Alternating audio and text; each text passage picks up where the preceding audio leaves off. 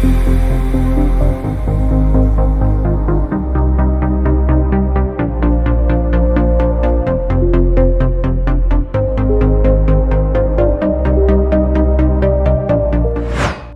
आज हम बात करने वाले हैं महाराष्ट्र के तीसरे सबसे बड़े शहर यानी कि नागपुर के बारे में, जिसे टाइगर कैपिटल ऑफ इंडिया और ऑरेंज सिटी ऑफ इंडिया के नाम से भी जाना जाता है। ये शहर महाराष्ट्र राज्य में स्थित भारत का एक प्रमुख महानगर है, जो कि भारत के मध्य में खूबसूरत नाग नदी के किनारे पर स्थित है। नागपुर शहर को भारत के दूसरे नंबर का सबसे ग्रीनेस्ट शहर माना जाता है, जहाँ की सड़कों पर बेशुमार मात्रा में हरे भरे पेड़ लगाए हुए हैं।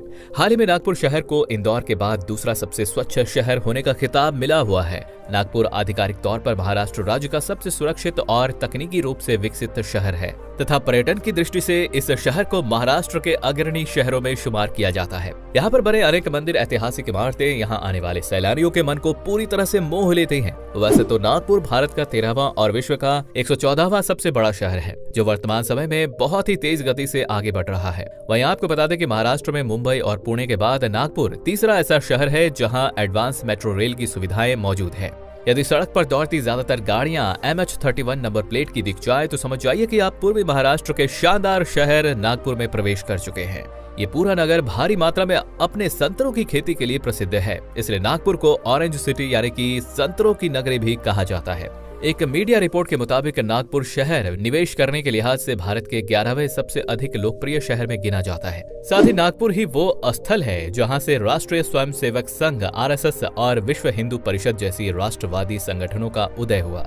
आज नागपुर महानगर का टोटल मेट्रोपॉलिटन एरिया लगभग 9,897 वर्ग किलोमीटर के विशाल क्षेत्रफल पर फैला हुआ है तथा साल 2022 के अनुमानित जनगणना के अनुसार यहाँ की कुल जनसंख्या लगभग 64 लाख लोगों की है। इस 64 लाख लोगों में से लगभग 60% आबादी हिंदू धर्म को मानती है और 15% आबादी बौद्ध और मुस्लिम मजहब को मानने वाली है। साथ ही सेक्स रेशियो और लिटरेसी रेट के आधार पर नागपुर देश के बाकी शहरों से थोड़ा पिछड़ा है, क्योंकि यहाँ प्रति 1000 पुरुषों पर केवल 963 महिलाएं ही पाई जाती हैं। इस शहर में बोली जाने वाली भाषा मराठी है। साथ ही यहाँ के लोग हिंदी और अंग्रेजी भाषा में भी अच्छी तरह से समझ और बोल लेते हैं।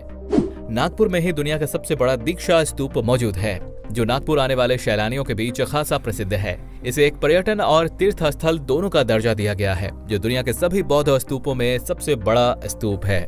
यदि आप खाने पीने के बहुत ही बड़े शौकीन हैं, तो नागपुर शहर आपके लिए किसी जन्नत से कम नहीं है, क्योंकि यहाँ अनेक प्रकार के मुंह में पानी ला देने वाले व्यंजन काफी प्रसिद्ध है। साथ ही यहाँ के स्ट्रीट फूड में ज्यादातर मसालेदार चटपटी तरी पोहा, मटका, चिकन बिरयानी और मीठे में शाही शिरमल बहुत ही फेमस है। और आइए अब जरा एक नजर नागपुर के सुनहरे इतिहास पर डाल लेते हैं।